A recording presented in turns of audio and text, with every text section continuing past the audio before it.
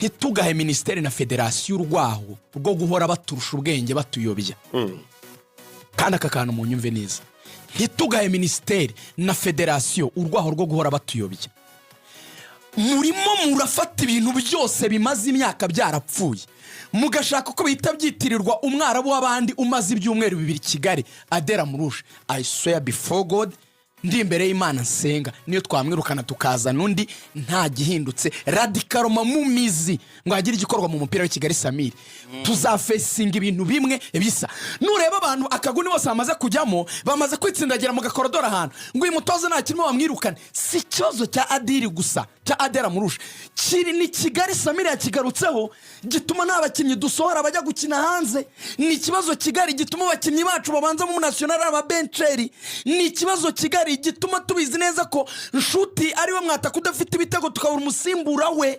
Ni kibazo Kigali gituma abanyarwanda bategerwa bisi bakajya kuri stade 2003 barazaga bakayuzura nta numwe bategera miliyoni 8. It's a big crisis. Ntabwo ari match y'umwe, ntabwo ari kibazo cy'umwarabu. None yadera mu mupira w'u Rwanda muri wishe mu byumweru 2. Kuya tufunguka abantu bajya mu ngamba bibaze ngo handi babigenje bati.